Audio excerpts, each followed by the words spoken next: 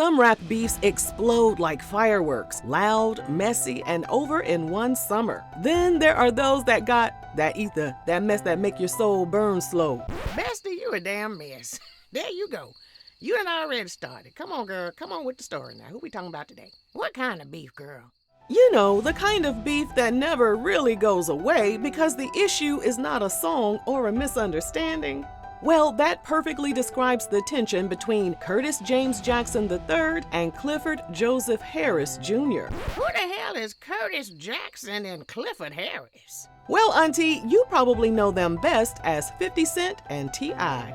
One of them built a legendary brand off intimidation, trolling, and treating the internet like a boxing ring. The other built his reputation off being strategic, composed, and publicly refusing to crash out even when someone is begging him to.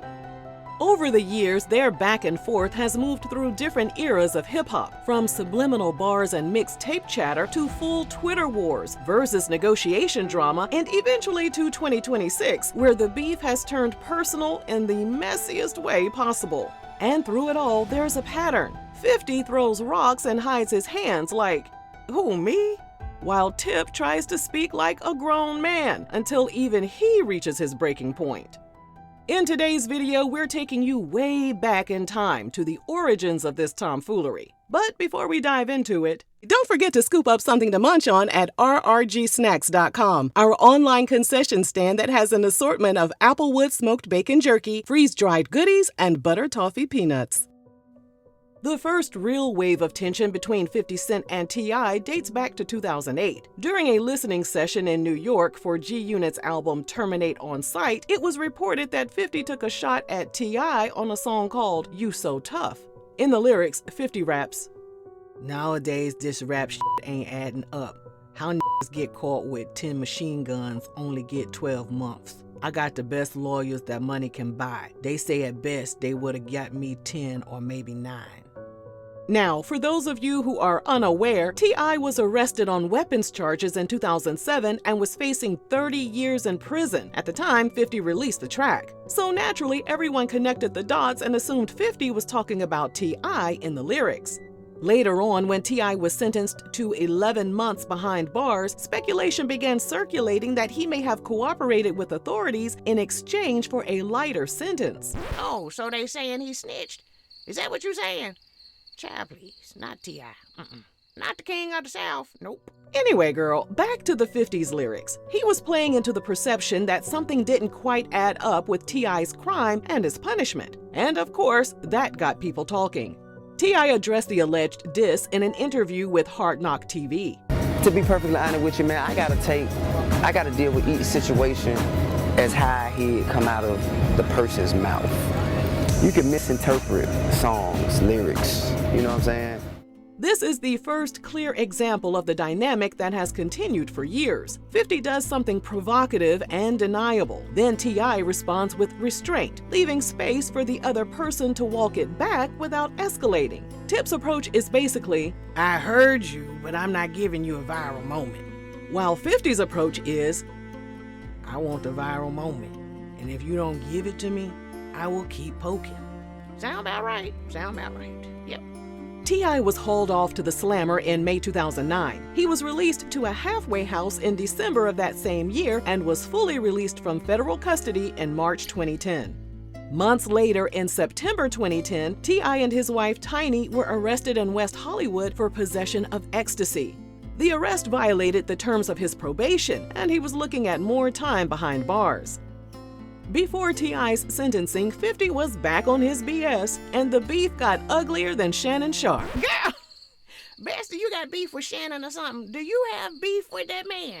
You can call that man ugly. What the hell is wrong with you? You're not wrong, though. That man got a face only a mother could love. Vibe magazine reported that 50 made some uncensored comments about T.I.'s jail bid, and the backstory was extremely disrespectful. According to Vibe, 50 said Tiny should have taken T.I.'s substance charges and served the jail time for him. In other words, 50 was trying to embarrass T.I. by attacking how he leads and protects his household. T.I. addressed 50's comments directly by saying, I'ma tell you, 50 Cent and anybody else, We're not gonna have no discussion about what my old lady shoulda, woulda, coulda done for anything as it pertains to me. We ain't gonna do that. The king has spoken. I remember that. Y'all remember when he was on the Wendy Williams show and Tiny tried to answer Wendy's question and he was like, Okay, let me tell you something. T.I. do not play about Tiny at all. He went on to say that he was the only one in his family who was going to take a lick as it pertained to the legal system. He closed with an even sharper moral judgment, calling it coward behavior for a person to stand behind his woman taking a criminal charge for him. In the end, T.I. was sentenced to 11 months in the slammer on a probation violation. The DA decided not to press charges regarding the substances. And as for Tiny, her drug charges were dropped after she completed a substance program.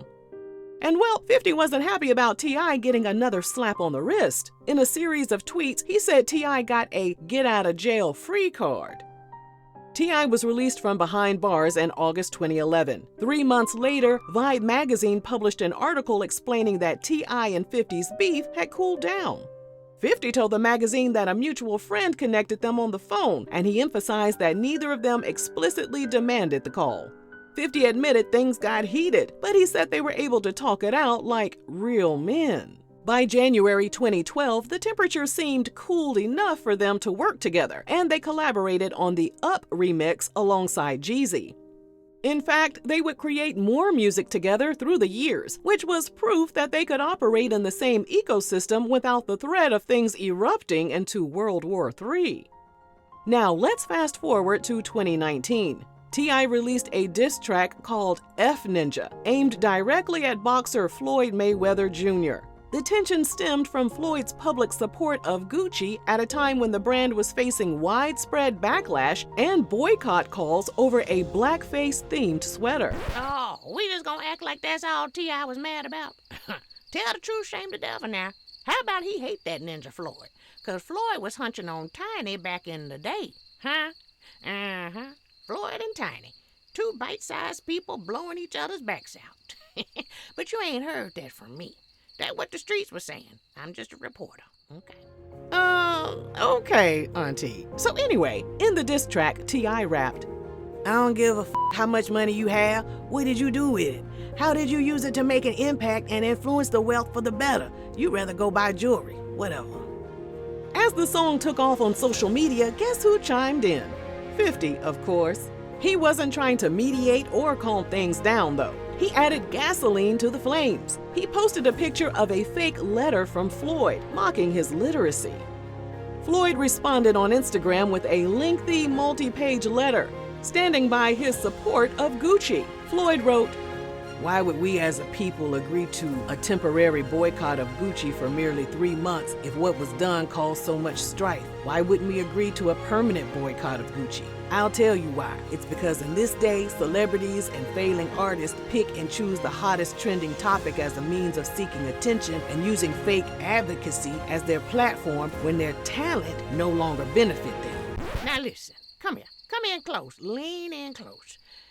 You know good and damn well Floyd ain't write that mess. Floyd ain't wrote that, girl. All them big words. Child, please. Although this incident wasn't directly related to 50 and T.I.'s beef, it adds context. Tip tends to frame conflicts around principles and public responsibility, even if people disagree with him. 50, on the other hand, tends to frame conflicts around humiliation and attention because he knows attention monetizes.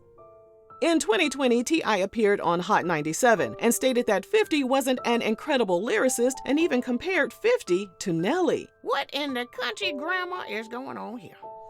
And then during the height of quarantine, the Verzuz battles became a cultural lifeline, giving fans something to rally around. When T.I. publicly challenged 50 to a Verzuz showdown, it immediately sparked debate and forced fans to choose sides before the battle even became official. When you challenged 50 to a Verzuz, some people were saying Tip tripping, and then when you said you had 5 classic albums, people said you were tripping. Did that response put a fire under you for this album? Okay. Yes. Yes. Okay.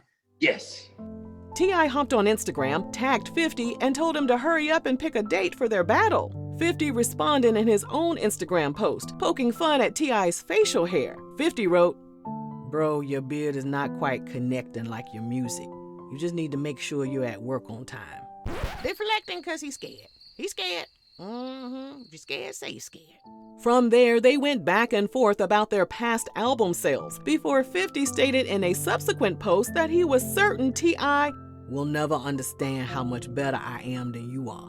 I'm just a better specimen of a man than you, punk. T.I. responded, "He actually think he got a shot with that 1.5 albums he got. You washed up, my boy. Now come and pull your young baboon face ass on up and get served, Curtis." It's getting hot in her. Now, while this mess was going down, people overlooked 50's psychological strategy. He never publicly agreed to the Verzuz battle. Instead, he shifted the focus to a public war of words, turning it into a dominance play rather than a musical battle. People magazine also included context from 50's book, Hustle Harder, Hustle Smarter, where he explained that making enemies can be good for brand promotion because if someone hates you, they talk about you, and the conversation spreads your name. What in the sociopath is going on here? So it pretty much confirmed what people had always suspected. 50 doesn't just stumble into beef, he manufactures it, because beef is marketing. T.I., on the other hand, tends to treat conflict like it's beneath him until it becomes impossible to ignore. Months later, in November 2020, infamous Chicago rapper King Von and 2 other men lost their lives outside an Atlanta hotspot. In response, T.I. shared an Instagram post urging out-of-state rappers to handle beef outside of Atlanta, describing the city as progressive and full of black excellence. Some people felt his message was poorly timed because regardless of King Von's reputation, he had loved ones who were actively grieving his loss. Someone described as being King Von's sister clapped back by putting T.I. and his community dang-a-lang on blast and told the rapper to mind his business. Got him.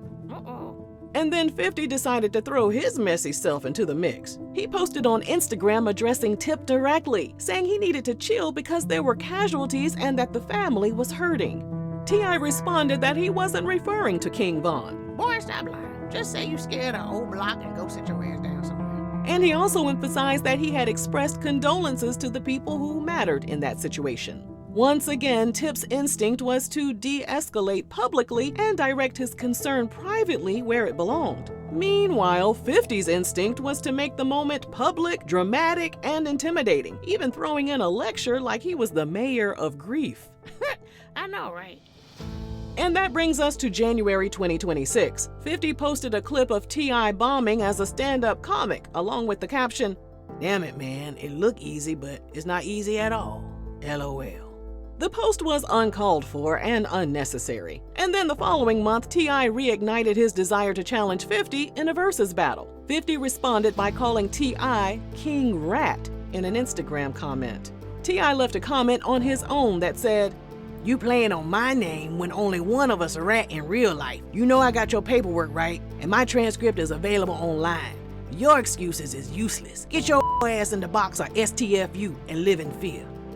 During a 2026 interview with $1 Million Worth of Game podcast, T.I. told the host that an agreement was made between him and 50. T.I. was supposed to bring the Verzuz idea up publicly first, and then 50 would respond to get the fans talking ahead of the actual battle. But when T.I. followed through with the plan by talking about the battle online, he claimed 50 flipped the script and acted like he was confused. T.I. told the host, "Now I question your character. Just say you don't want to do it." By that point, T.I. said he was over it, and the matchup would never happen. He added, "I don't want to stand on stage with him. I don't respect him." 50 did what he did best. He went low by posting an unflattering image of Tiny, which set T.I. and Tiny's son, King, off. How y'all bitch ass niggas raised? I'm not raised like that. I don't go. I'm not going about my mama, nigga. I'm not going, nigga. So tell your dead ass mama dig her ass up and post a picture that look better than my motherfucking mama, nigga. Yep, 50 deserved all of that. He deserved every bit of that. King's rant was justifiable AF. Okay. Since then, T.I. has continued fueling the feud with multiple diss records, using the tension as creative ammunition. Meanwhile, 50 has mainly been hiding behind a keyboard. With his scary ass. Either way, we're tuned into this beef and we'll be watching it all play out. May the best man win. I ain't got a dog in this fight, child. I'm just here for the mess. You know me. If you enjoyed this video, let us know down below. And thanks for watching RRG.